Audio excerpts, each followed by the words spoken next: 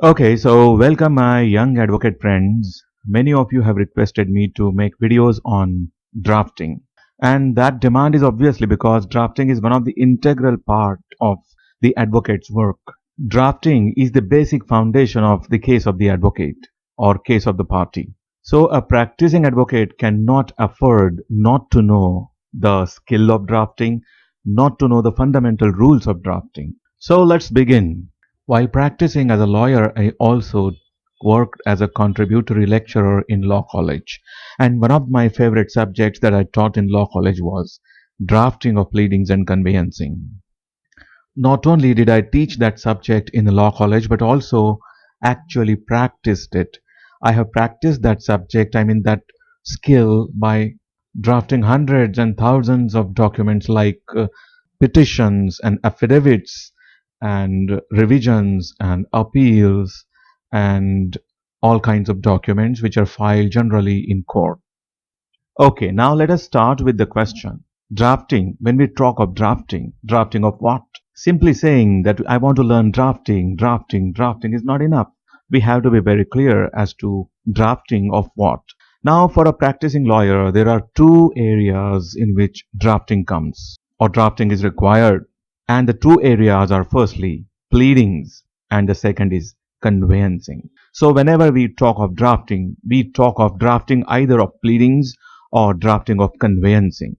Now this video is not going to be about drafting of conveyancing. It is altogether a different topic.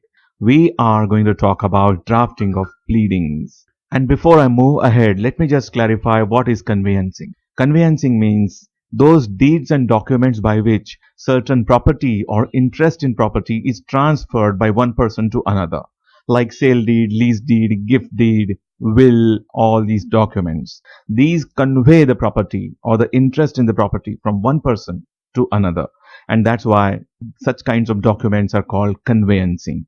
And this video is not concerned about drafting of conveyancing. That can be the topic of other video with regard to conveyancing. So in this video, we are going to understand about drafting of pleadings. So bear in mind that whenever I talk of drafting, I am talking of drafting of pleadings. So obviously the question that crops up at the beginning is, what are pleadings? Let's understand that first.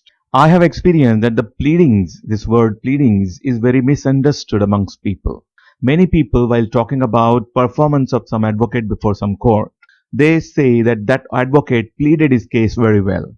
Probably the people or whoever is saying this wants to say that the advocate argued his case very well, and he is probably referring to the oral arguments of the advocate or the present oral presentation that the advocate made before the court. And he understands that to mean pleading, but that is not correct. For we practicing lawyers, pleadings has a special meaning. So what is pleading? So here we go. Pleadings are statements in writing. This is the basic and fundamental thing to understand. Pleadings are statements in writing. Now, who makes these statements? These statements are drawn up and filed by each party to a case. Now, what do these statements in writing contain?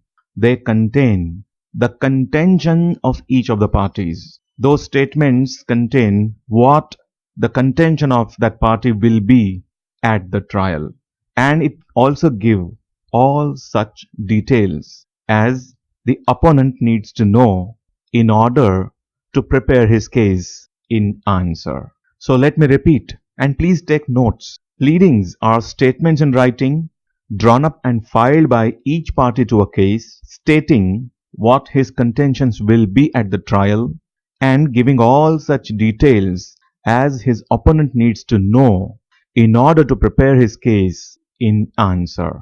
Now in this video we are going to understand only about pleadings in a suit. With regard to pleadings in other proceedings like appeal, revision or writ proceedings, we will be talking about it in some other video.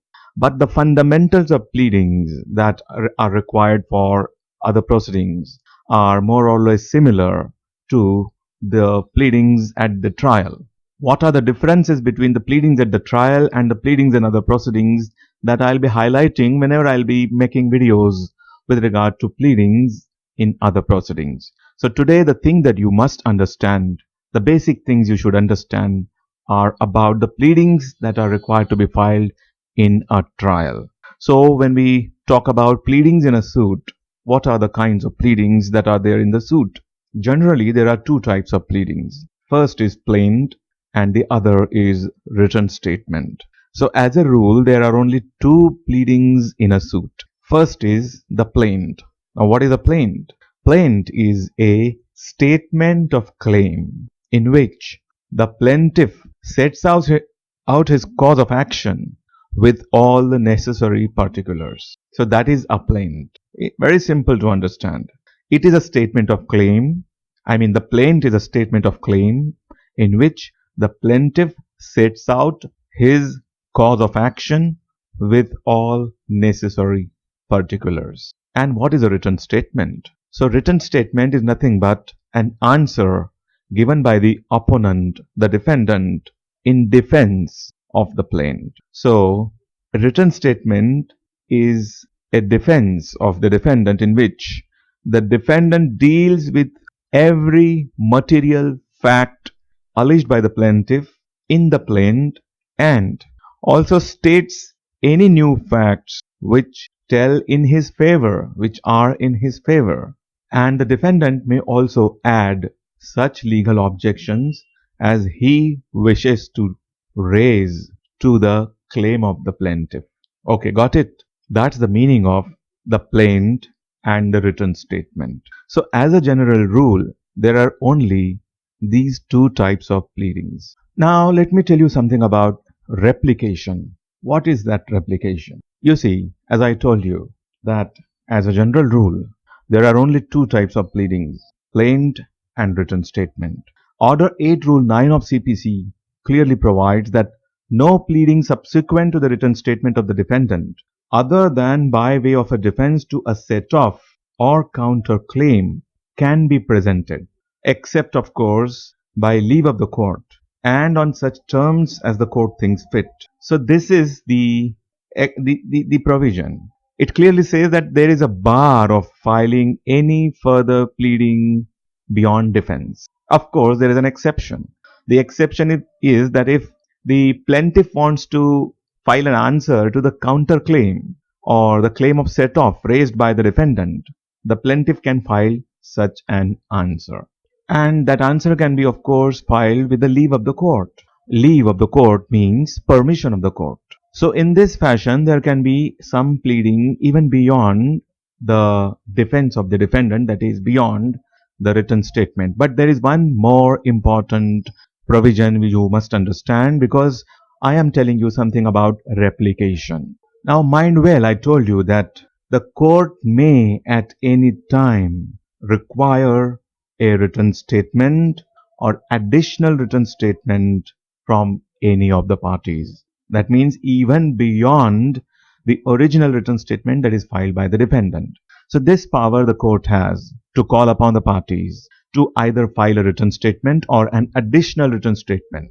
And normally the courts do grant permission to the parties to file such kinds of additional written statement. A very common situation is where the plaintiff amends his plaint, and therefore as a consequence the court grants permission to the defendant to file additional written statement. So in that case, additional written statement is permitted. But it is quite possible that sometimes after filing the original written statement by the defendant, the plaintiff may want to file some reply to that original written statement with the permission of the court. And when the permission is granted to the plaintiff in this fashion, and when the plaintiff files his reply to the written statement of the defendant, the original written statement of the defendant, this reply of the plaintiff is called replication or rejoinder. And when the defendant files a reply to this replication or rejoinder, it is called additional written statement. You got it? And that is why, for all these reasons, pleading, the word pleading is very shortly defined in the Code of Civil Procedure, meaning either a plaint or a written statement. Now, in view of the language of Order 9 or Order 8 Rule 9 that I told you about, the expression written statement, it comprises replication as well. Okay, so clear up to this. Let us move on. Now I'll be talking about set off and counterclaim because I have used these words just a few moments before. So let me clarify to you something about set off and counterclaim. Okay, so whenever a plaintiff files a plaint and the defendant files his written statement, then in his written statement, the defendant is expected to put forward his defense to the plaintiff's claim and the grounds on which he wishes to defeat the claim of the plaintiff. But if he wants to put forward his own claims against the plaintiff, then such claims can be of two kinds. Number one, those which strictly fall within the category of what we call set off. And number two, those which do not fall within that class or category. The difference between set off and counterclaim is that a set off is essentially a ground of defense, but a counterclaim could arise only if the defendant could have filed an independent suit in respect of that issue, that claim against the plaintiff.